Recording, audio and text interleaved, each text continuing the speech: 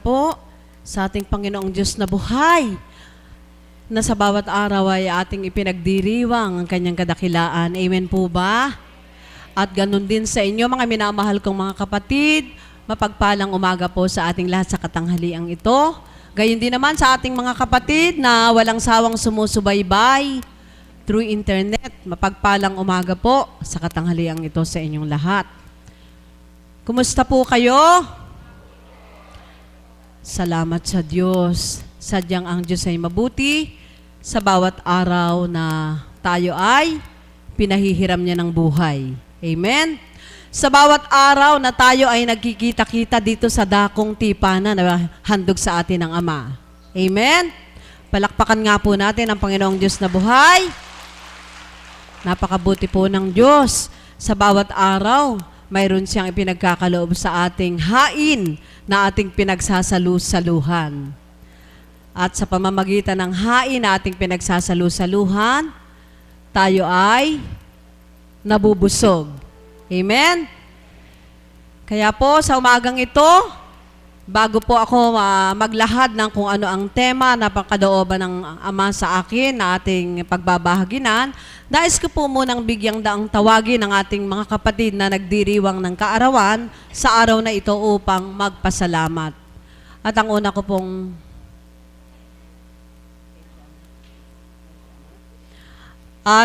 pong si Jaylin Jamsi po. Sigurado po ang kapatid nating ito, maaaring siya po ay nakatugay-gay sa panonood through internet. Siya po ay nasa Singapore. Maligayang kaarawan sa iyo, anak na Jaylin. Happy birthday, anak. Wala ka man dito, lahat kami ay bumabati sa iyo ng maligayang kaarawan. Sapagkat wala po ang ating kapatid na ito, muli po ay tatawagin ko isa pang kapatid na nagse-celebrate ng kanyang kaarawan. Tinatawagan ko po ang ating kapatid na Abihil Sanchez. Wala rin po siya. Kaya po tatawagin ko muli ang pangatlo. Wala rin po siya. At kaya po, tatawagin ko po ang pang-apat. Wala rin po siya. Matagal pa po kasi ang birthday ko kung ako naman ang magpapasalamat. Katatapos lamang po. So kung magkagayon, hintay na lamang po natin na isa sa mga kapatid na ito'y dumating upang mapasalamatan ng ating Panginoon sa patuloy na buhay na sa kanila'y pinahihiram. Ano po? So sa umaga pong ito, ipinagkaloob po sa akin ng Ama ang temang kapangyarihan ng Diyos. Ganda po, ano? Kapangyarihan ng Diyos. Ngayon po sa temang yon, ito po yung ating pagninilay-nilayan. Ito po yung sa pamamagitan ng kapangyarihan ng Diyos, paano po natin naramdaman at kumilos ang kapangyarihan ng Diyos sa ating buhay? Maliwanag po ba? Hello? Hi! Maliwanag po ba? Sige po, pakapakinggan po ninyo. Doon po sa temang kapangyarihan ng Diyos, ang katanungan pong ating tutugunin ay ito. Paano po natin naramdaman ang kapangyarihan ng Diyos na kumilos sa ating buhay? Amen? Tama na po yung isang katanungan na yon, sapagkat kung magiging 3 o 4, isa lang naman ang kahulugan, ay baka po magdulot pa ng kalituhan. Amen? Napakabuti po ng Panginoon Diyos. Kaya po sa pagkakataong ito, sapagkat walang talaan akong hawak-hawak dito na nakalista o anuman, wala po bang nais mag-volunteer sa inyo na magbahagi? Sige po. Frozen na po ang kapatid na ito. Kaya po, bago ko tawagin yung aking nais tawagin, nais ko po munang ibigay sa inyo ang ating kapatid na Marlene. Palakpakan po natin ang Panginoong Diyos na buhay para sa ating kapatid.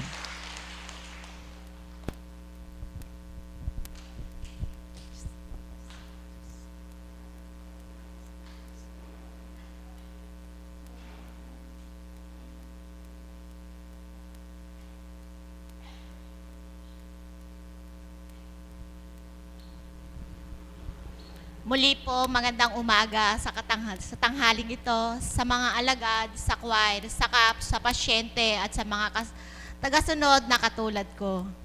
Napakaganda po ng tema ng ating mahal na kapatid na paano nga daw po ba tayo na ng Panginoon. Habang nagsasalita po siya, para pong inuudyok sa aking puso na ipahayag ko po sa harapan na ito kung paano po niya ako binago at kung paano niya po ako pinagkalooban at talaga ng ako ay kanyang baguhin.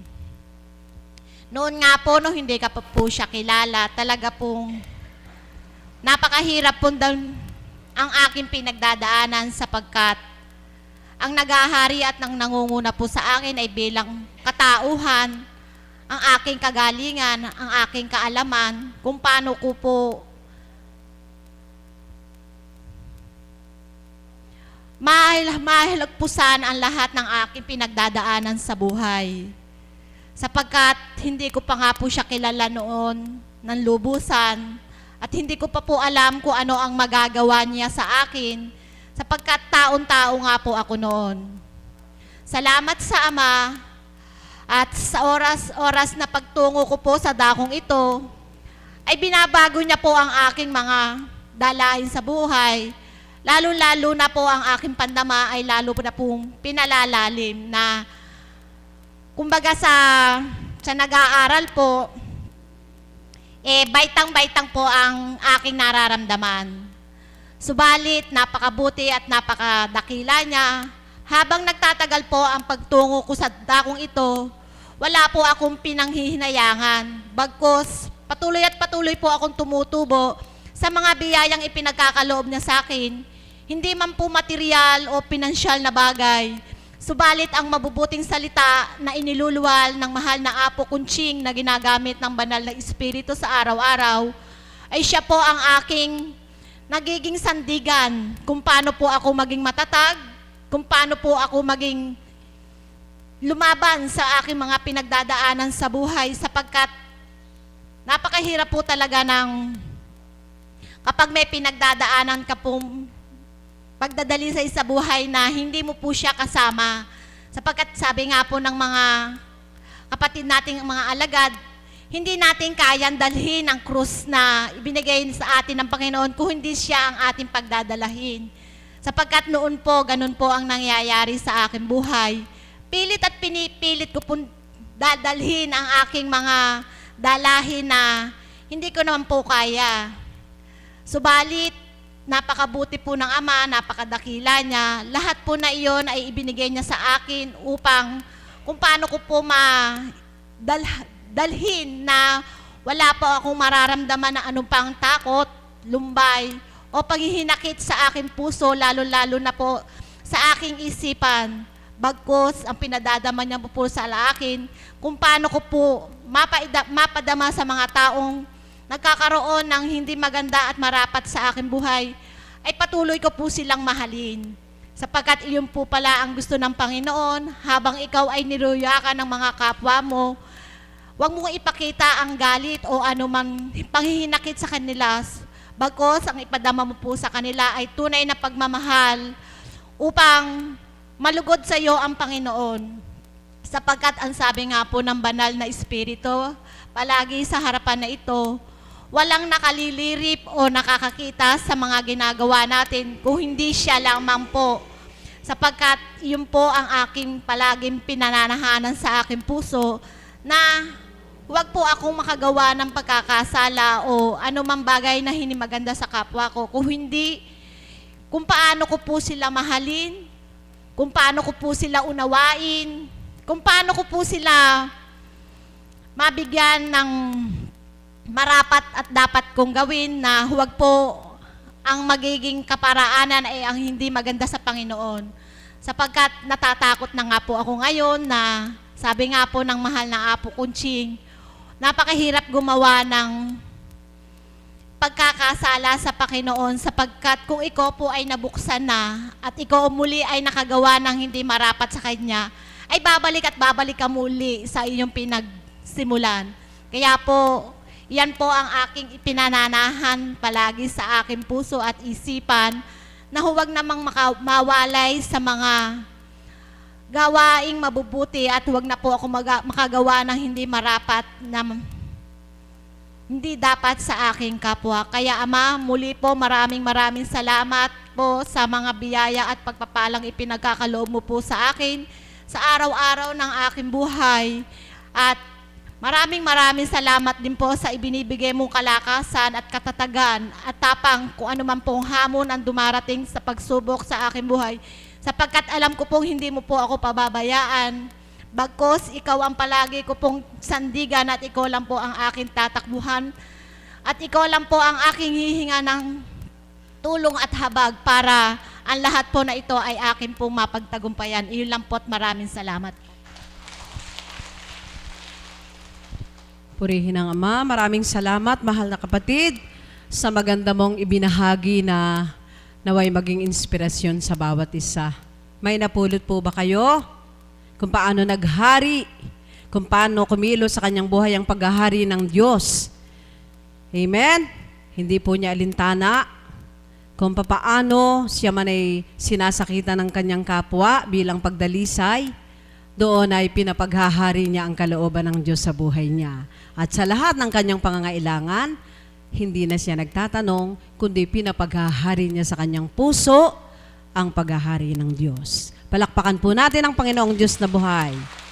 Isang tagasunod, at bago naman po ako tumawag ng alagad, ngayon po naman ay udyok sa aking puso na tawagin ang isa nating kapatid na Caps, at ito ay ang ating kapatid na si Eli Fernandez.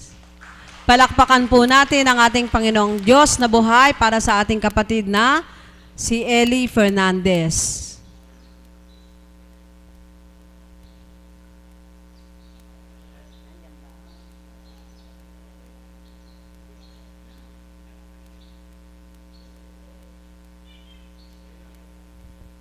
Hindi po natin alam, subalit naniniwala po ako sa kabila ng pagbabahagi ay aalayan pa po tayo ng isang kagalakang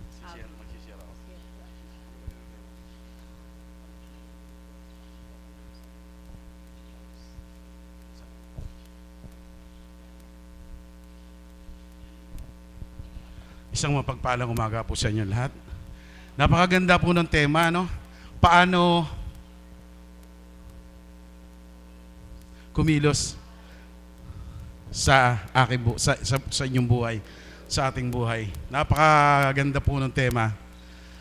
Siguro po sa inyong lahat na nandito ngayon, sino po yung bago lang? Taas nga po kamay. Ilan lang. So, halos po lahat nakikita nyo na po ako matagal na. At narinig nyo na po yung pagbabahagi ko. Naririnig nyo na po? Opo. Pero doon sa iba, ay ngayon pa lang. Anyway, pwede ko pong ulitin uli. Kasi sa tema, ibabase ko po doon sa tema ni Tita Mirna. Napakaganda po nung tema kasi. Kung paano kumilos ang Panginoon sa buhay ko, napakahirap pong ipaliwanag. Ganyan po siya kahiwaga. Napakahiwaga po niya. Ako po yung taong bago ako napunta rito, bago ko po siya tinanggap sa buhay ko. Actually, masasabi ko ang sarili ko ang akala ko religious din ako noong time na yon. Kasi po, nagsisimba din ako. Kung maalala, hindi po regular. Ano po? Kaya sinasabi ko sa sarili ko, akala ko noon okay na. Nakikilala ko siya na ayos na ako. Yung pala, napakalaki pa po pala ng pagkukulang ko sa kanya. At ang hiwaga ng Panginoon ay doon ko napatunayan noong unang punta ko po dito sa lugar na to. Ang dahilan kung bakit napunta ako rito, napakasakit po. Malungkot po ang naging dahilan kung bakit ako napunta rito, kung bakit kami, yung anak ko at yung aking kabiyak, kung bakit napunta kami rito ay dahil po doon sa anak kong panganay na si Lovely, na ngayon po ay dinadialysis siya, may kidney problem po kasi siya. So siya po ang dahilan kung bakit napunta kami rito. At kung gaano kahiwaga ang Panginoon, ay ito po yung sasabihin ko, na talagang napakahiwaga niya. Kasi minsan lang po ako napunta sa lugar na to. Napakarami ko na pong napuntahang lugar. Napakarami kong pinagsimbahan. Pagka narinig ko po, manawag, tatakbuhin ko kaagad yun. May sasakyan po ako. Pupunta ako ng Our Lady of Piat. Tatakbo po ako doon. Mga 12 hours po yun. Napakalayo po. Pero dahil may sasakyan, okay lang po, walang problema. Lahat po na halos na nababalitaan namin ay pumupunta kami. Pero alam niyo po, sasabihin ko na po sa inyo ang totoo. Doon sa mga ganong pagkakataon na ang akala mo okay ka na dahil pinupuntahan mo lahat. Pero wala pala po yun. Walang dating. Alam niyo po, ang isang the best talaga na dapat nating gawin. Kung tayo man gumagawa ng mga bagay ng gayon, dapat po isaksak natin dito. Talagang nandito dapat nasa puso yung ginagawa mo. At yun lang po talaga ang dapat nating gawin. Ako po ay dating politiko. Dati po akong politiko. Isang taong politician na matapang. Sabi nga po nung mga tao doon na nung araw po si General Parparan ay nasa lugar namin. Ang mga kasundaluhan po ay halos na sa buong barangay namin nandoon. At merong tumirang sundalo po sa barangay namin. Alam niyo po, ang totoo, isa po ako sa ipapapatay niya. Noong time na yun. Totoo po yun. Ang Panginoon nandiyan dyan, hindi ako natatakot na sabihin. Totoo po yun. Kasi po yung naka-assign sa akin na mag-liquidate sa akin, naging kumpare ko pa po nung huli. At talaga pong since na kami nagkasama, nakisama po ako nung gusto sa kanya, natuwa siya. Sabi niya, kung nagkataon pala pare, magsisisi ako. Bakit? Napakasarap mo palang kasama. Ay, kung pinatay kita, magsisisi ako. Yun po sabi niya. Kaya po, sa akin sa buhay ko nung panahon na yun na ang Panginoon ay hindi ko pa masyadong kilala. Ako po kahit saan magpunta, ang baril ko nasa bewang ko. Yung mahaba ko, yung Armalite ko, nasa sasakyan ko. Ganun po ako nung mga panahon na yun.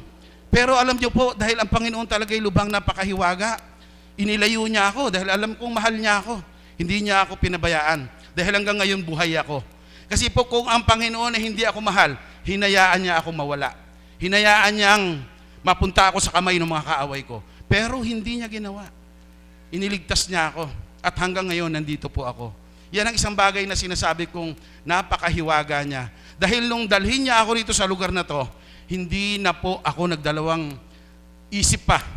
Nung araw din na yon, meron akong naramdaman sa sarili ko na kaiba, na hindi ko kayang ipaliwanag hanggang ngayon. Pagka po meron ako nakakausap, iba man sa mga alagad na kasama natin ngayon, nakasama namin, ang sinasabi niya, yung init nararamdaman mo sa katawan mo na parang may pumasok sa katawan mo, siya na yon. Ang Holy Spirit na po yon ang pumasok sa akin. Totoo po yon. Tumatayo ang balahibo ko na sabihin yan, pero totoo po. Dahil once na nakita ko, oras na nakita ko ang dambana at pumasok ako rito, talagang kaiba yung nararamdaman ko. Napakaraming beses na ako ay nagpunta sa ibang lugar, pero yung dito, kaiba po yun. Kaiba. Talaga sigurong sinabi niya, at ito po ang isang napakaganda po, pakinggan niyo mabuti. Kahit kailan hindi kami nag-meet ni Apo. Hindi kami nagkikita. Hindi ko po siya kilala. Kaya ko lang po siya nakilala dito lang po sa lugar na to. Noong kinabukasan na nagbalik yung misis ko at yung anak ko kasama ako.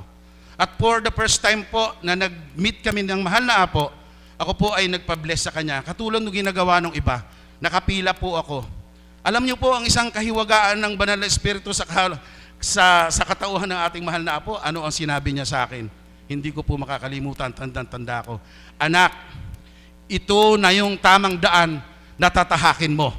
Palakpakan po natin ang buhay ng Diyos.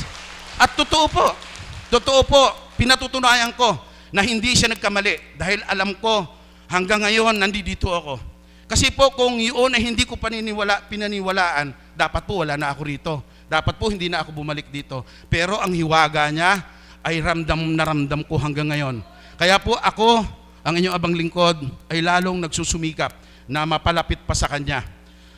Dahil yung ibang power na ibinigay niya sa akin, dinama ko po yun. Isinapuso ko po yun hanggang ngayon. Ang totoo po, ang aking anak, kung nakikita nyo, bagamat siya ay dinadialysis ng 2 beses sa isang linggo, pero sino ang magsasabi sa unang pagkakataon na makikita niyo siya? Sinong makakapagsabi na siya ay dinadialysis? Siguro po hindi nyo masasabi. Yan po isang hiwaga na ng Panginoon na ibinigay sa atin, sa Kanya, sa anak ko. Na inaangking ko, inaari ko na ang hiwaga na yan ay patuloy at patuloy na ibinibigay niya sa anak ko. Kaya po, yung sinasabi ng Tita Mer na napakaganda po nung tema. The best, napakaganda po ng tema. Sa inyo pong lahat na nandito, huwag natin sayangin ang oras natin na nandito habang may panahon pa, hanggat malakas pa tayo.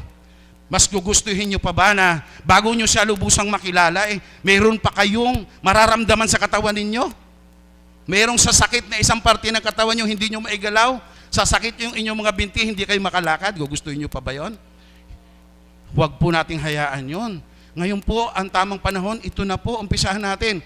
Kung sa inyo po na mga bagong dating, ngayon lang kayo nakarating rito, please, sana po, pag nilayan ninyo ang lahat ng maririnig ninyo, ang makikita nyo, tingnan nyo pong mabuti.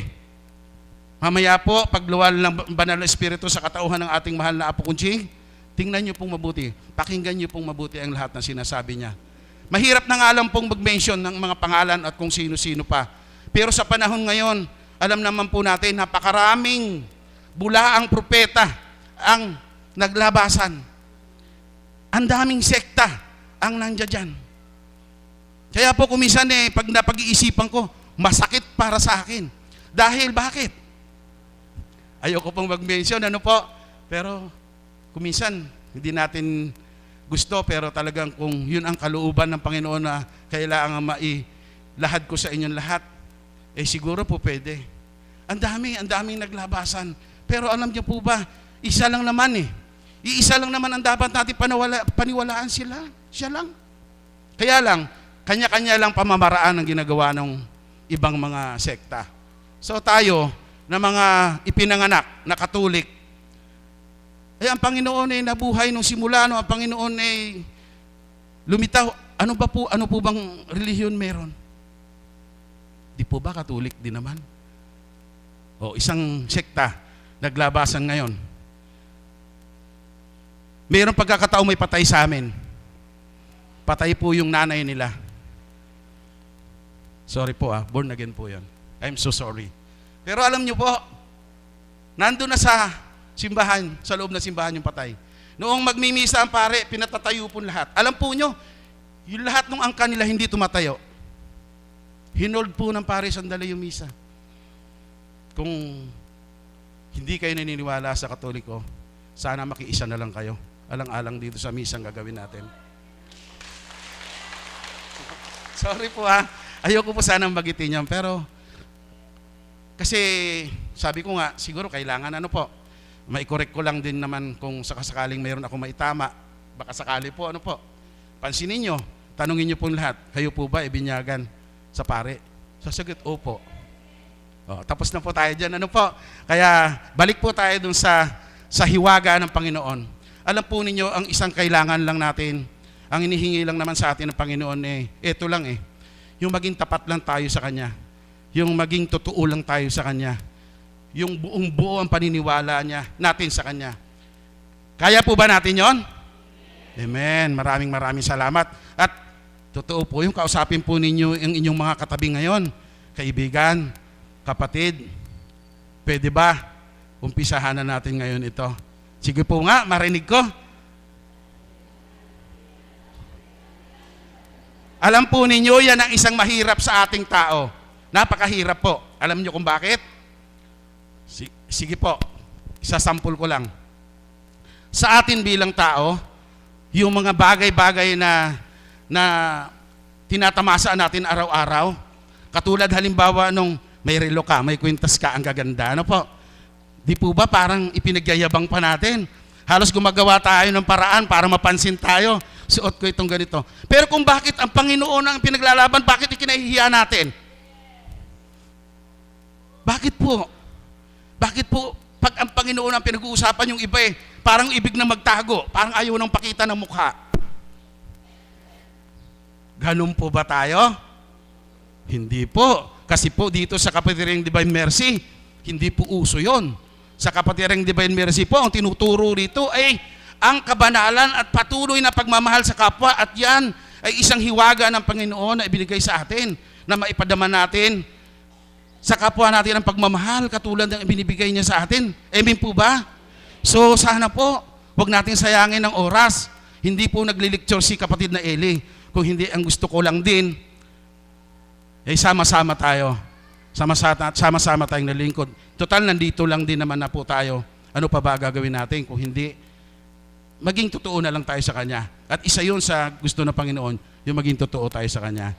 So, hanggang dyan na lamang po ang aking pagbabahagi sa isang napakagandang tema ng Tita Merna. At siguro po ay sa susunod na araw, marinig nyo na uli ako.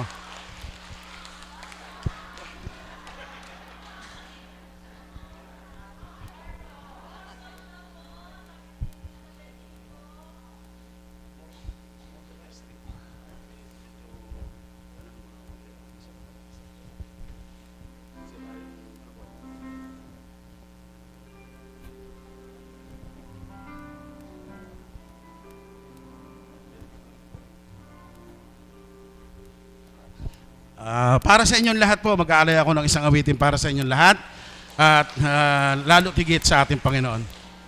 Ang aawitin ko po ay alam kong favorite ng ating MC, ang ating Tita Merna, favorite niya to. And also si Mami Beth, dahil ito yung unang-unang beses na narinig ko, siya ang kauna-unahang kumanta ng kanta na to. The Best Thing po.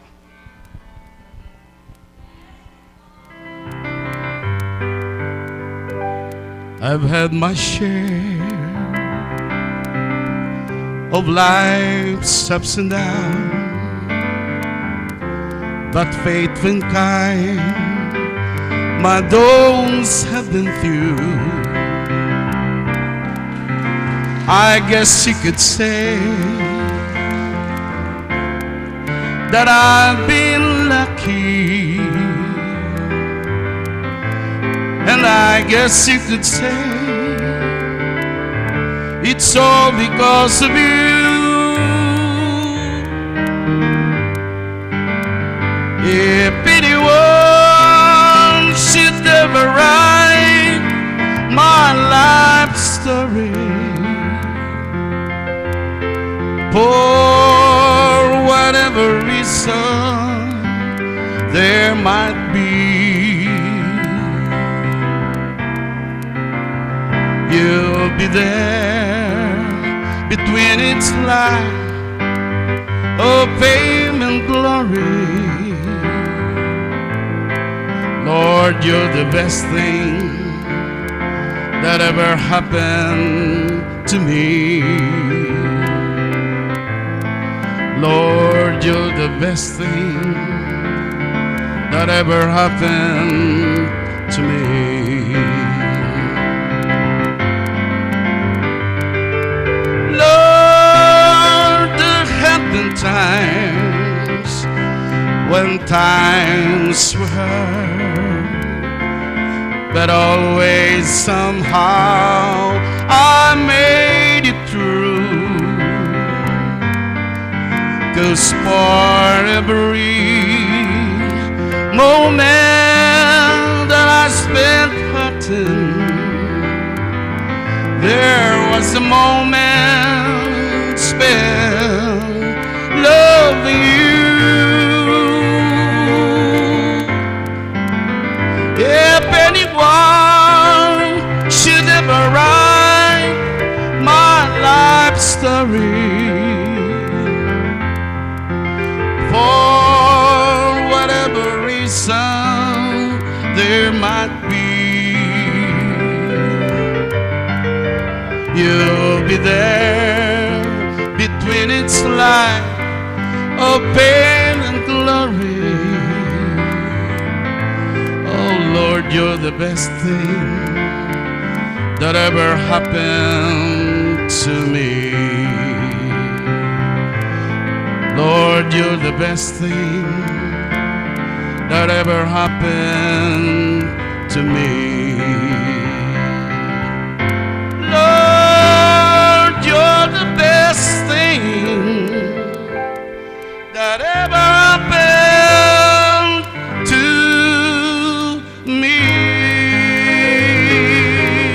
maraming salamat po.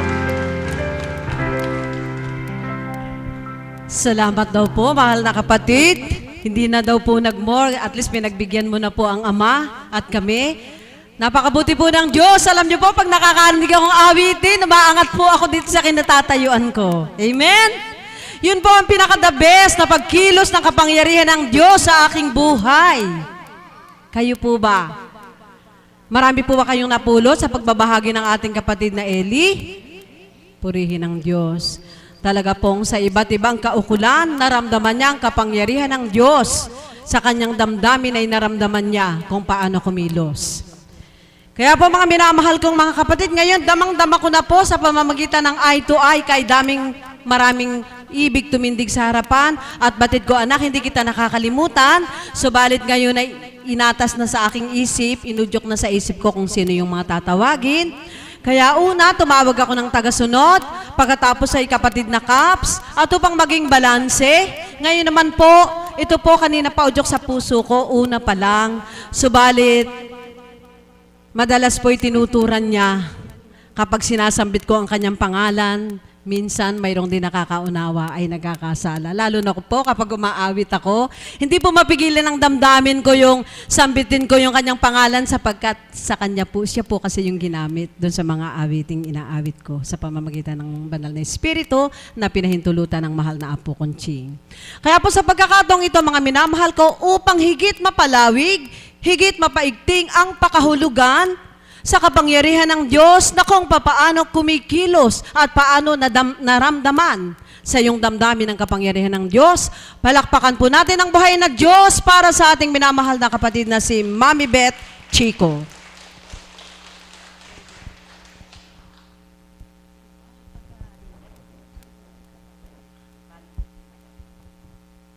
Salamat, mahal na kapatid, at gayon din po, aming Panginoon. Dama po namin na buhay kayo, sapagkat kung hindi sa kaparaanan mo, wala kami dito sa banal na lugar na ito. Subalit nang dahil mahal na mahal mo kami, sa kabila ng kaabalahanan sa buhay ng iba sa amin, tumalima sila sa pag-aakay mo, upang higit minang maramdaman ang pagmamahal mo na wagas, walang tinatangi, walang hinihinging kondisyon. Ganyan ka magmahal, aming Panginoon. Nawa po, habang ang mga anak mo na inakay mo ay nakaluklok sa kanilang upuan, maramdaman nawa nila ang iyong wagas na pagmamahal. Amen. Ang kapangyarihan ng Diyos. Naniniwala po ba kayo na God is powerful? Makapangyarihan ng Diyos, ayan po ang buhay na patotoo na ng kapangyarihan ng ating Panginoon. Isa pong aral ng banal na espiritu sa katauhan ng ating mahal na Apo Conching ang laging nakatatak sa kaisipan ko na kung ikaw ay may karamdaman, bakit ka mababahala? Bakit ka matataranta? Bakit ka malilito? Hindi mo ba alam na kayang hatiin ng Diyos ang tubig sa karagatan? Iyan po ay isa sa kanyang kapangyarihan. Sino po ba ang makahahati ng karagatan? Wala pong makagagawa niyan, kundi ang ating Panginoon. Amen po ba? Naalala niyo po ba yung kwento sa Biblia na upang makatakas ang mga Israelita at hindi mahahabol ng kaaway, ginawan po ng daan ng Panginoon. Ano pong ginawa ng Panginoon? Hinati po yung dagat upang sila ay makaraan at hindi sila mahabol ng kaaway. So yan po ay isa sa kapangyarihan ng Panginoon. Hindi po yan kayang gawin ng tao, kundi ang Diyos lamang ang makagagawa. So ang sabi po ng banal na espiritu, ang dagat ay kaya kong hatiin.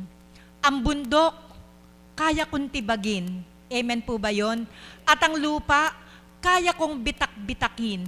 Ano pa kaya ang bukol mo sa katawan na hindi ko kayang tunawin? Palakpakan po natin ang ating Panginoon. Ito po ay kanyang kapangyarihan. Kaya kung mayroon po tayong karamdaman, hindi po tayo dapat palito. Hindi po tayo dapat mabalisa. Sapagkat lagi po nating iisipin na ang magagawa ng Diyos, hindi magagawa ng sino mang tao. Kaya po yung sinasabi na pupunta ka sa isang manggagamot, pagkatapos tataningan yung buhay mo, sasabihin sa'yo na 3 buwan ka na lang mabubuhay, wala po silang karapatan sapagkat sila ay hindi makapangyarihan. Ang tanging makapagtatakda lamang po ng buhay natin ay walang iba kundi ang ating Panginoon. Sapagkat ang power para magtakda ng buhay natin ay isang kapangyarihan na tanging ang Diyos lamang ay makagagawa. Lagi ko po itong nababanggit sa tuwing ako'y magbabahagi, hindi po dahil nandyan sa nakaupo. Kasi po, ang pagbabahagi po ng ating kapatid na Isidora ay tandang-tanda ko po na nang ma-discover, Tita Dory, with your permission, na na-find out po na siya ay may leukemia, tinaningan po siya. Na ang sabi po sa kanya, siya ay dying na. You are dying. At ito na lang yung araw para ikaw ay mabuhay. But that was 11 years ago. 13 years ago, I'm very sorry. That was 13 years ago. Nang taningan ang kanyang buhay. Pero bakit nandirito siya? Sabi nga po niya sa tuwin ay siya titindig ito sa harapan. Sino ang may sabing nabubulok na ang aking katawan lupa? Pagkatapos, sasabayan niya ng kending. Ito po ba eka yung nabubulok na ang aking katawan? Bakit po nila eka sasabihin na may taning ang buhay ko, samantalang naririto ako, nakatayo sa harapan ninyo? Lagi po niya itong sinasabi, napakapaborito po niyang linya to, masdan niyo po ako, patuloy pa rin akong gumaganda. Amen po ba? Sino po ang may kapangyarihan yan? Wala pong iba kundi ang ating Panginoon. Nagagalak po ako, kaya Tita Dory, pasensya ka na, tuwing magsishare ako dito, nababanggit kita, sapagkat siya po talaga ay napaka-buhay na inspirasyon. Kung paano po siya nagtitiwala sa kapangyarihan ng Diyos. Hindi po niya tinatatuwa. Nagpupunta sa manggagamot. Subalit, sa manggagamot na pinupuntahan niya, dumudulog siya sa Apo Kunching. At ang kahilingan niya sa Panginoon, nawa sa taong gagamitin sa akin, hindi pera ang maghari, kundi ang Panginoon na siyang nagdudugtong ng buhay sa bawat kapatid niya, sa bawat anak ng ating Ama. Ang Diyos ay makapangyarihan. Bakit ka magugulumihanan pag may problema ka? Hindi ka makatulog. Pinoproblema mo pambayad sa kuryente. Wala nang bigas sa inyong lalagyan. Wala kang pambayad sa tubig. Kung may anak ka nag-aaral, wala kang pantuition. Bakit ka maguguluhan? Malaki ba yung problema na yon? Hindi, sapagkat ang Diyos ay mas malaki kaysa sa inyong problema. Meron siyang magagawa na hindi magagawa ng tao. Ang nais lamang ng Panginoon ay ang ating tapat na pagtitiwala at paniniwala sa kanyang kapangyarihan na mayroon siyang magagawa sa ating buhay. Bakit kayo matatakot? Mawalan kayo ng kakainin? Napakayaman ni God, hindi po ba? Walang laman ang bulsa mo, bakit ka mangangamba? Napakayaman ni God. Sa ating tapat na pananampalataya, walang hindi siya magagawa sa ating buhay. Kaya, mahal na kapatid, kung mayroon man kayong karamdaman, ipagkatiwala ninyo sa Diyos. Naway ito ay hindi maging kaparaanan upang kayo'y manlata, upang kayo'y manlumo, upang kayo'y mawala ng pag-asa sa buhay, sapagkat ang Diyos ay puno ng pag-asa.